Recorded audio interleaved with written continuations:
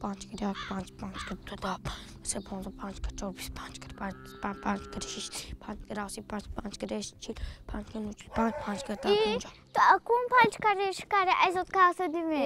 همه کاره های کیم که یاد کردگی من متمتکی نظم بنام هم با هر روز تکرار میکنم من ادبیات نظم بینم من یک شعر نویسم که نیا گوش کن چی؟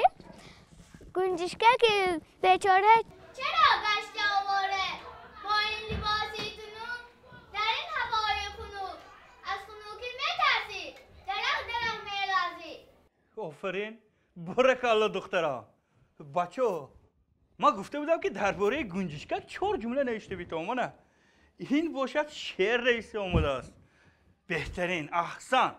من باوری دارم که در آینده یک شاعری خیلی خوب خواهی شد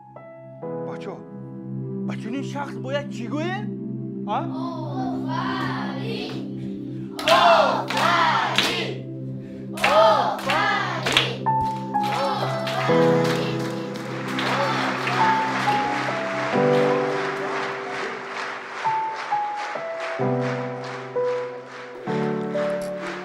هوای روحی مرا تازه کن و آمدنم یه شاعر فرزانه کو آره بین با همسنفی من ما یک جای خوندگی قدیمش دامی؟ نه با یک پرته از من پیشتر میشی تو را تمامی آفاق دوست می دارد یقین که دوست ندارد کسی فزون زماند شعرهای خوب می نویسد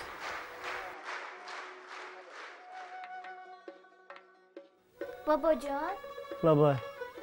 این مثال حل کنه میتونید می؟ کنه بیار نه کدوم همینه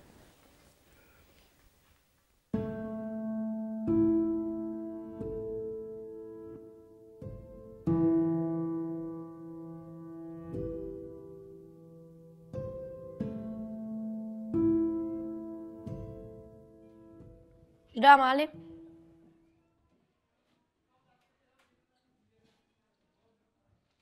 خطا که این خیلی مسئله حل کنی یاد داد خودتان یاد دادید که من درست حل کنی یاد دادگی این خیلی یاد دادگیم نه وقتی که من گم میزنم تو گوش نمیکنی برای همین نمیفهمی تنبل تو این احوالت کتی هیچ وقت متمتیک یاد نمیگیری فهمیدی؟ بچه ها؟ این نامش چی؟